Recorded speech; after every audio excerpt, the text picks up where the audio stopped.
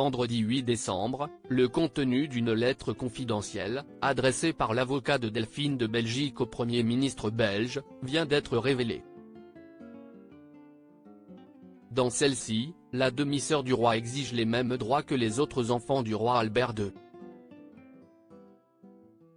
Pendant de nombreuses années, l'ancien roi Albert II de Belgique a vécu une vie paisible, entouré de son épouse, Paola Ruffo di Calabria, et de leurs enfants, le prince Philippe, la princesse Astrid et le prince Laurent.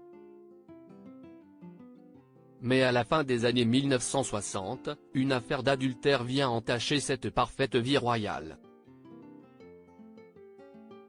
En 1968, Sibylle de Célis-Longchamp donne naissance à Delphine Boel. La jeune fille prend le nom de l'époux de sa mère à l'époque. Mais en 1999, son lien très proche avec la famille royale de Belgique sera révélé.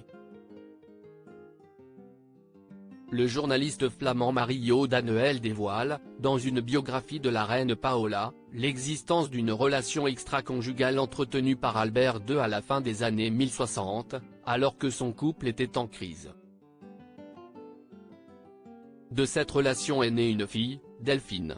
Une tempête médiatique et juridique s'abat alors sur la famille royale et sur la fille cachée du roi des Belges. Après des tests ADN et de nombreuses tentatives de la demi-sœur du roi Philippe pour obtenir la reconnaissance officielle de son père, le bout du tunnel n'est plus très loin. Reconnaissance et intégration. En janvier 2020, le roi Albert II reconnaît officiellement être le père de Delphine, grâce aux résultats du test ADN ordonné par la Cour d'appel de Bruxelles. Mais la partie n'est pas encore tout à fait finie puisque la jeune femme pourrait prétendre à un nouveau nom de famille, à un titre ainsi qu'à un quart de l'héritage à la mort du souverain. En octobre 2020, la fille d'Albert II devient officiellement princesse de Belgique et prend le nom de son père biologique, de Saxe-Cobourg avec prédicat d'Altesse royale. Même si ces titres et prédicats ont été reconnus, la princesse Delphine et ses descendants n'entreront pas dans l'ordre de succession au trône de Belgique.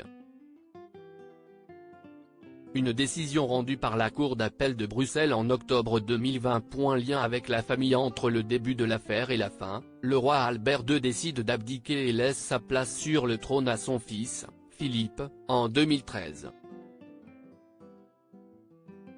À ce moment-là, l'affaire Delphine est loin d'être terminée.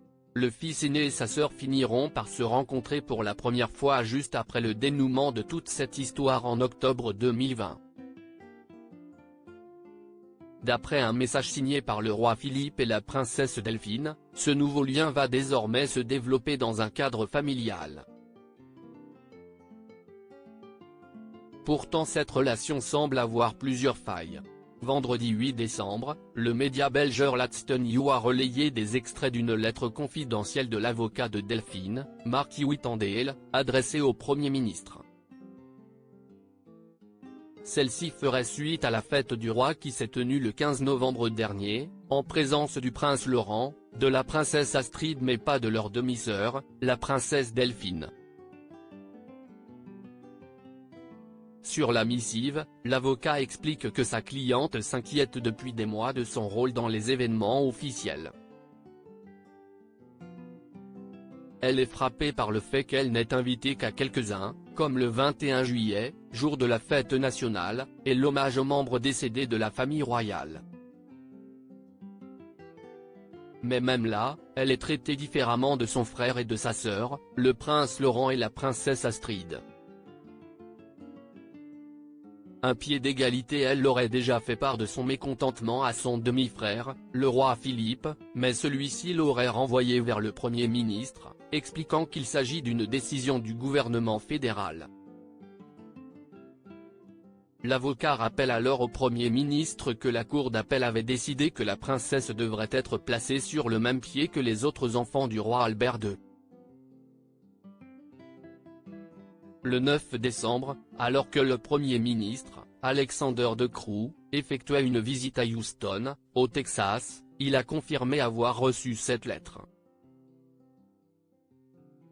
Il s'est notamment confié sur cette affaire au journal belge DH, les personnes qui sont invitées à des événements, ce sont des personnes qui ont des fonctions officielles dans notre pays.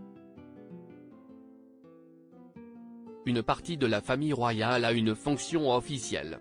La princesse Delphine n'a pas de fonction officielle. Si la demi-sœur du roi pensait que toute cette affaire touchait à sa fin, il semblerait que la bataille ne soit finalement pas terminée.